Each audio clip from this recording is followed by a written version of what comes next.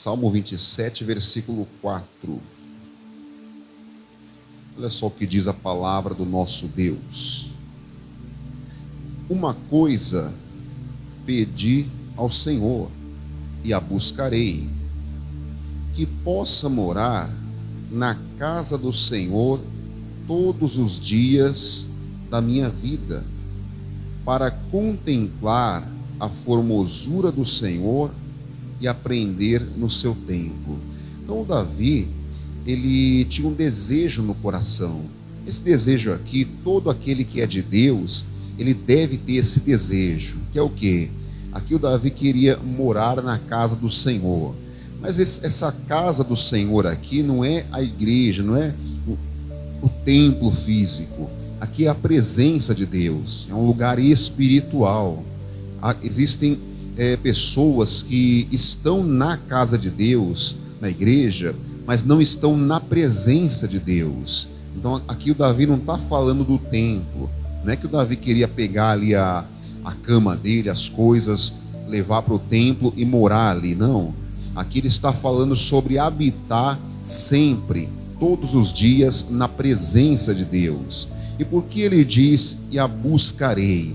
Porque não é uma coisa fácil, não é uma coisa simples, a pessoa conseguir todos os dias permanecer na presença de Deus.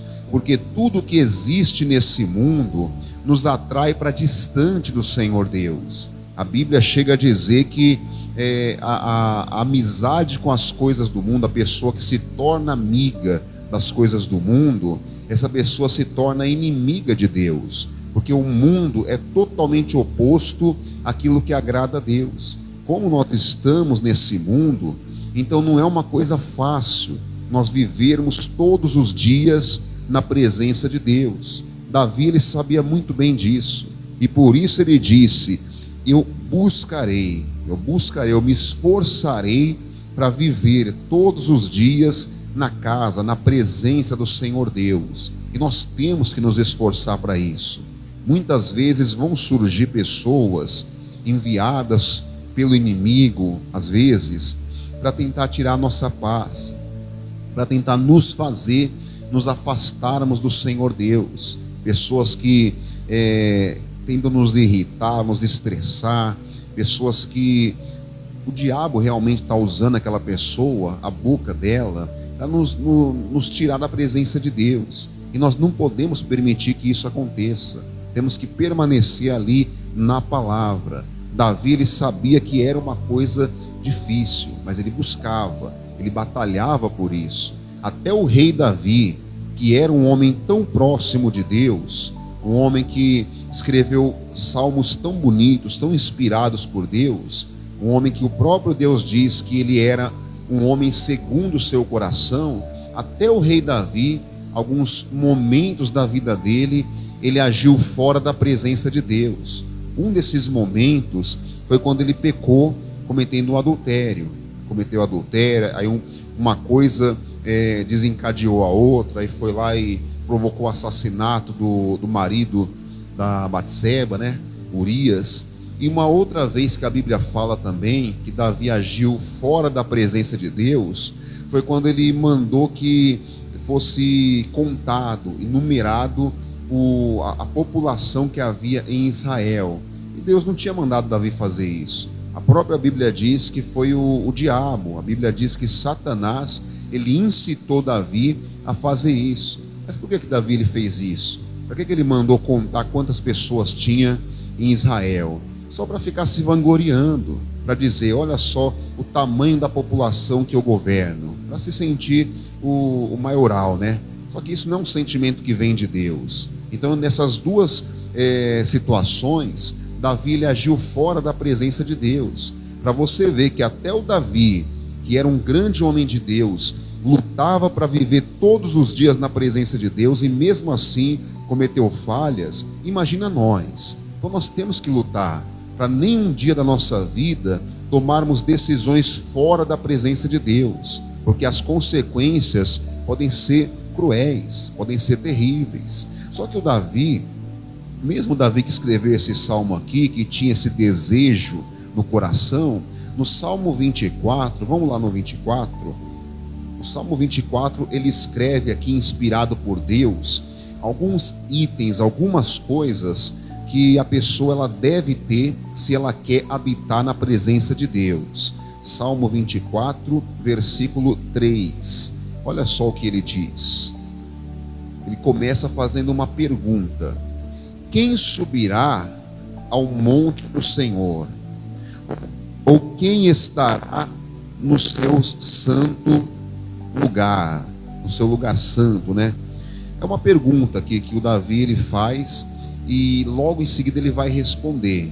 Aqui no versículo 4 diz: aquele que é limpo de mãos e puro de coração, que não entrega sua alma à vaidade, nem jura enganosamente.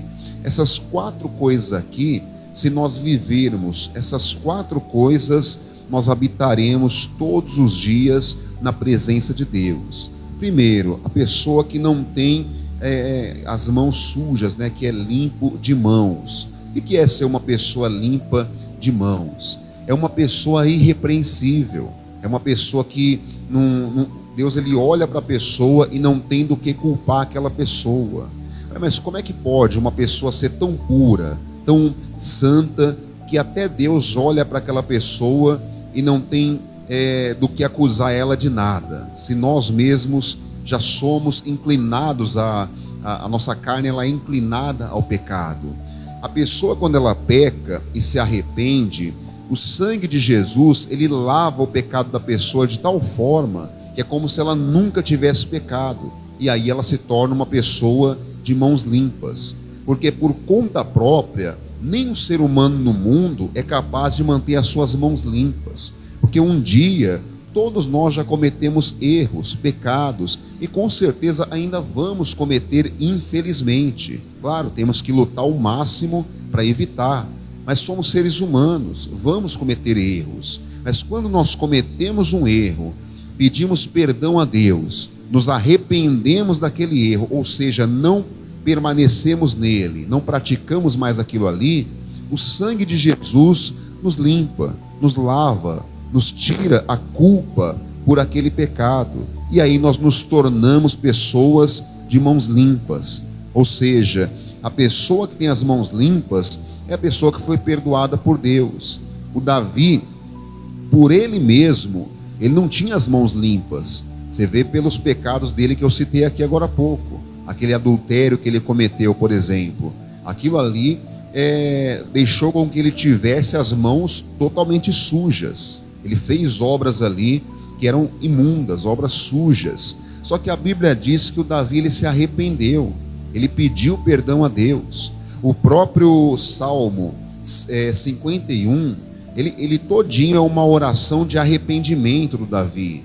O Davi ele se arrependeu de verdade, largou aquele pecado, não quis mais saber daquilo ali, e se arrependeu, pediu perdão a Deus com sinceridade. E por isso ele passou a ter as mãos limpas, passou a ter as mãos purificadas. Não era mais uma pessoa repreensível diante do Senhor Deus. Só para você entender, Davi ele viveu antes da vinda de Jesus, antes da crucificação. Nós hoje vivemos depois da crucificação. Então como é que o sangue de Jesus ele foi capaz de purificar também aqueles que viveram antes da crucificação? Hoje nós, quando pecamos, nós olhamos para trás, olhamos para aquilo que foi feito na cruz, que aconteceu lá na cruz, pedimos perdão, e o sangue que foi derramado, ele nos purifica.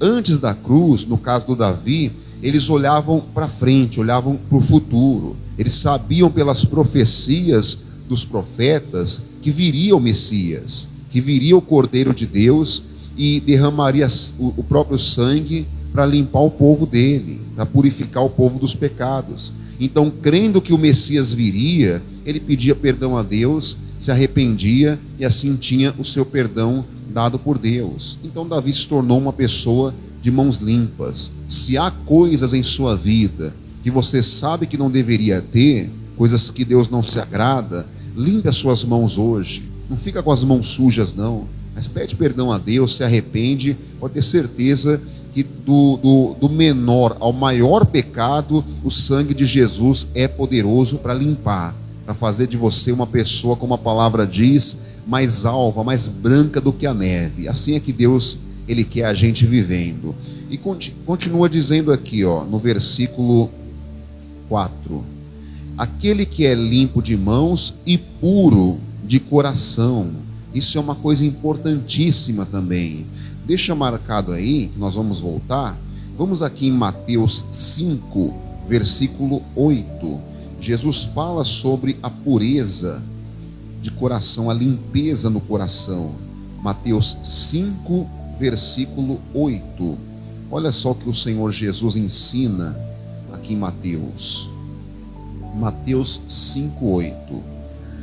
Bem-aventurados os limpos de coração, porque eles verão a Deus.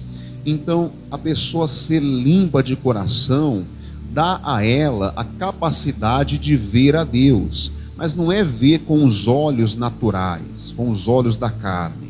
É você fazer uma oração e você vê Deus respondendo a sua oração. Você não vai ver a Deus fisicamente, mas você vai ver as obras de Deus através da sua oração. Você ora por um familiar e você vê o familiar sendo curado. Você ora pelo seu casamento e você vê o seu casamento sendo restaurado. Isso é ver a Deus, é ver as obras do Senhor em nossa vida. A pessoa, para habitar todos os dias na presença de Deus, além de ter as mãos limpas, o coração também tem que ser um coração limpo. Não pode ter mágoa, não pode ter tristeza, rancor, dúvidas, incredulidade, nada disso. Tem que ser um coração puro, como o coração de uma criança. Por isso mesmo Jesus falou que se nós não nos tornarmos como crianças, não entraremos no reino de Deus. Criança não tem um coração sujo. Não existe uma só criança que tem um coração sujo. Você pode fazer maldade com uma criança, claro que ninguém deve fazer isso, mas fazer maldade com uma criança, no dia seguinte ela já está sorrindo para você, já está indo no seu colo, porque o coração dela é limpo. Você não consegue sujar o coração de uma criança, ela é inocente. Ou seja, o nosso coração tem que ser assim. Assim nós habitaremos todos os dias na casa do Senhor, na presença de Deus. O coração do próprio Senhor Jesus era o coração mais limpo que alguém já pôde ver nesse mundo, porque Jesus sabia desde o início quem iria traí-lo. Você acha que Jesus não sabia que Judas iria traí-lo? Claro que Jesus sabia, mas mesmo assim Jesus não olhava torto para Judas. Jesus não ficava de cara amarrada para o Judas. Ele sabia, mas andava com Judas, deixava que o Judas o acompanhasse, assim como qualquer outro dos seus discípulos. Jesus chegou a chamar o Judas de amigo. Ou seja, isso é o quê? Uma pessoa de coração limpo. E às vezes é difícil para algumas pessoas serem assim. O fulano me olhou feio, então também vou olhar feio para ele, né? Às vezes nós somos assim. Por isso que muitas vezes nós não vemos o agir de Deus em nossa vida. Nós oramos e parece que nada está acontecendo. Por quê? Porque não estamos na presença de Deus. Nosso coração não está limpo. Então temos que limpar o coração para habitarmos na presença do Senhor. Volta lá no Salmo 24, versículo 4 ainda. Tem bastante coisa aqui nesse salmo, nesse versículo. Que não entrega a sua alma à vaidade. Essa vaidade aqui, que a Bíblia está dizendo, não é a vaidade no sentido de eu vou pentear o cabelo bem penteadinho, no caso das irmãs, né, passar um batom bem bonito, colocar um brinco. Não é esse tipo de vaidade que a Bíblia fala. Isso aí não, claro, com moderação não há problema algum, só tem que andar arrumadinha mesmo. Mas a vaidade que a Bíblia está falando são as coisas passageiras desse mundo, as coisas que não são eternas. O Salomão, ele usa muito essa palavra lá em Eclesiastes. Ele fala, várias vezes ele fala, tudo é vaidade. Se você já leu Eclesiastes, deve ter reparado nisso. Ele usa bastante essa frase, tudo é vaidade. O que ele quis dizer com isso?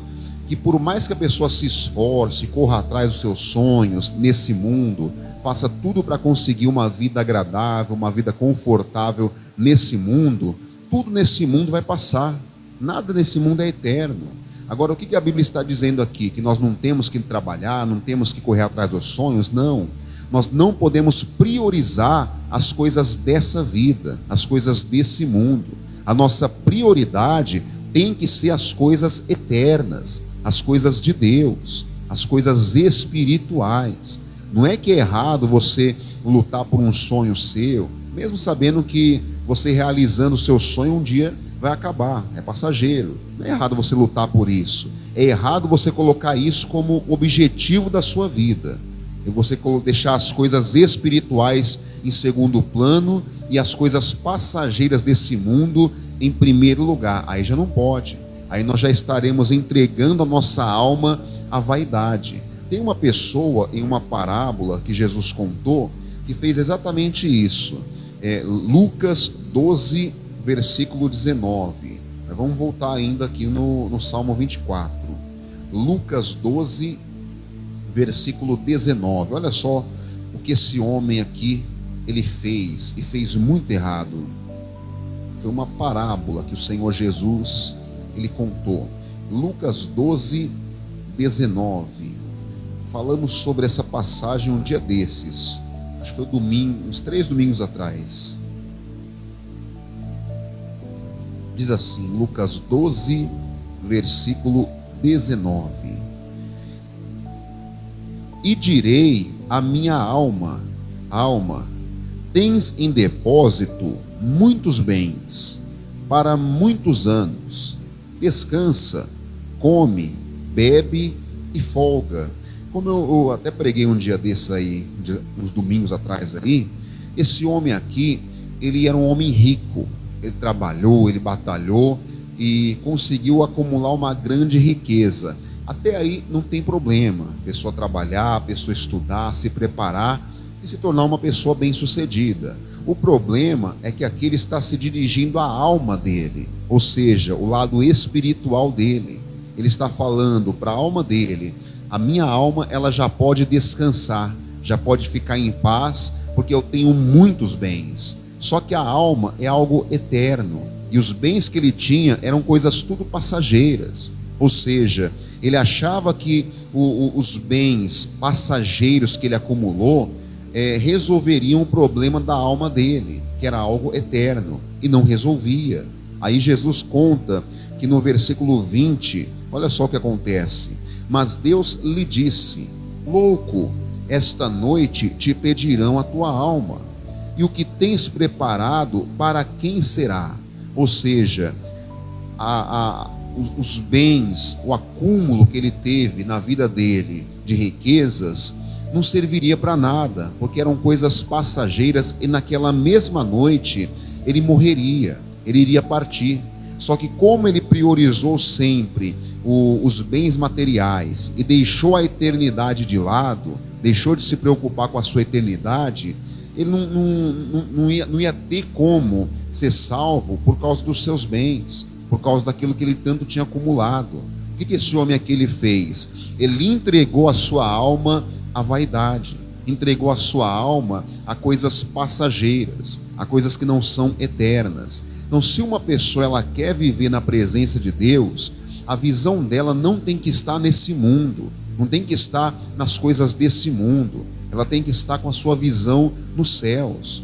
Como Paulo uma vez ele disse, que nós temos que pensar nas coisas do alto, não nas coisas desse mundo. A sua prioridade não é esse mundo. Como eu disse, Deus não é contra você conquistar as coisas. Deus é contra você fazer dessas conquistas a prioridade da sua vida. Não, aí você já estará deixando a sua alma na vaidade, se lançando à vaidade. Então não faça isso de maneira alguma. Tenha como prioridade os céus, as coisas que são eternas. Vamos voltar lá, para terminarmos aqui. Tem um último item que o Davi ele fala aqui no Salmo 24, versículo 4, para a pessoa que quer habitar na presença de Deus. Ele diz: nem jura enganosamente. O que é jurar enganosamente? É aquela pessoa que não tem palavra, aquela pessoa que diz: não, eu vou fazer assim, e a pessoa não faz. eu vou fazer desse jeito, e a pessoa não faz. Aquela pessoa que diz assim: não, agora eu vou mudar. Eu sei que eu tenho feito coisa errada, tenho feito a minha família sofrer bastante, mas agora eu vou mudar.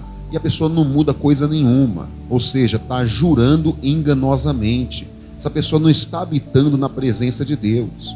O nosso Deus, a Bíblia diz em Jeremias: eu velo sobre a minha palavra para cumpri-la. O nosso Deus, ele é um Deus de palavra. O que ele promete, o que ele diz, ele cumpre, ele não deixa de cumprir. E ele espera que nós, os filhos dele, sejamos exatamente do mesmo jeito. Aquilo que nós falamos, nós temos que cumprir. Eu prometi para minha família, no caso da pessoa que bebe, né? Prometi para minha família, para minha esposa, para os meus filhos, que nunca mais eu vou beber. A pessoa tem que lutar ao máximo, mas ela tem que cumprir aquilo que ela falou, porque senão ela estará jurando enganosamente. Prometi que só vou trabalhar de maneira honesta, não vou mais tirar o que é dos outros, vou só trabalhar de maneira honesta, vou ganhar o meu sustento de maneira honesta. A pessoa tem que cumprir o que ela falou, senão ela vai estar jurando enganosamente. Então são essas 4 coisas aqui que o Davi, inspirado pelo Espírito de Deus, ele diz que são necessárias se alguém quer habitar todos os dias na casa do Senhor. Que é o quê? Ter as mãos limpas, né? Ser lavado no sangue de Jesus, não ter pecado algum, ser uma pessoa de coração limpo, uma pessoa que não guarda mágoa de ninguém, uma pessoa que não guarda rancor, ser uma pessoa que não se entrega à vaidade, coloca sempre em primeiro lugar o espiritual, o eterno, e ser uma pessoa que não jura enganosamente. Se você se esforça para ser essa pessoa que faz essas 4 coisas, você vai habitar todos os dias na presença de Deus. Você vai orar e você vai contemplar o agir de Deus na sua vida através da sua oração. Amém? Vamos aplaudir ao nosso Salvador por essa palavra. Graças a Deus. Aleluia. Pode deixar durante a oração, aí depois tira. Vamos ficar de pé para orarmos, falarmos com Deus em nome de Jesus. Feche os seus olhos. Pai, como é lindo servir ao Senhor, ó Deus. Como é maravilhoso saber que o Senhor se importa conosco e que o Senhor quer que nós habitemos em Tua presença todos os dias da nossa vida, ó Deus. E assim nós queremos também, ó Pai. É o que nós queremos, é habitar na Tua presença, é fazer a Tua vontade, ó Deus. Oh, vem abençoar a família dessa pessoa, vem abençoar o lar, a casa desse meu irmão, dessa minha irmã que está Te buscando nessa hora. E nós louvamos ao Senhor, ó Deus, em nome de Jesus. Louve a Ele, cante. O Senhor é a minha luz e a minha salvação, a quem temerei. É a força da minha vida, de quem me recearei, a quem temerei. No dia mau, meu Deus me guardará, em sua tenda me esconderá, e sobre um rochedo me erguerá. Por isso adorarei. Fala pra Ele, sei, não me deixarás, Tu me acolherás, mesmo que os meus pais me abandonem. Sei que viverei pra ver todo o bem do Senhor em minha vida, em Te esperarei. Fala pra Ele, uma coisa peço a Ti, peço a ti e eu a buscarei enquanto viver em tua casa habitar todo dia, meu Senhor, contigo estar no dia mau, no dia mau, meu Deus me guardará em sua tenda, me esconderá e sobre um rochedo me erguerá, por isso adorarei.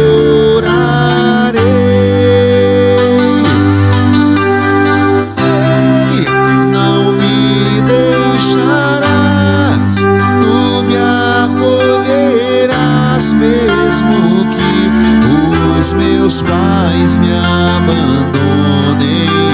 Sei que viverei pra ver todo o bem do Senhor em minha vida, em ti esperarei,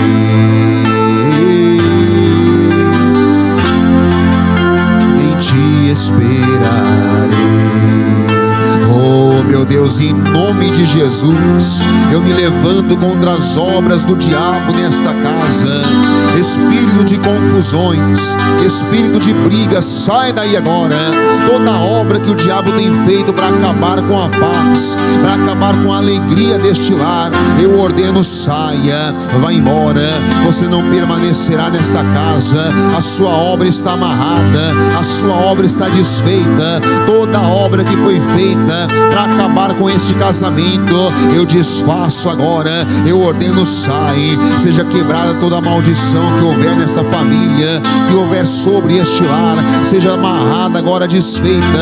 Toda obra do inferno que tem se levantado nesta família, espírito de drogas, espírito de bebedeiras, em nome de Jesus, sai. Todo mal, toda obra maligna, saia, vai embora, em nome de Jesus. Oh, meu Deus, que a tua presença, ela reine na casa dessa pessoa, no lar, na família dessa pessoa, que haja a paz do Senhor, em nome de Jesus. E vamos aplaudir bem forte o nosso Senhor, nosso Salvador. Olá, meu irmão, minha irmã, que bênção essa mensagem que nós ouvimos, né? Você foi abençoado por essa mensagem? Manda ela para outras pessoas, manda para amigos, familiares, pessoas que com certeza também estão precisando ouvir a respeito da palavra do nosso Deus. Eu quero falar com você também, pedir a você, se Deus tocar no seu coração, que você ajude a obra do Senhor a se manter. Aqui embaixo está aparecendo a chave Pix da Igreja Internacional da Graça de Deus.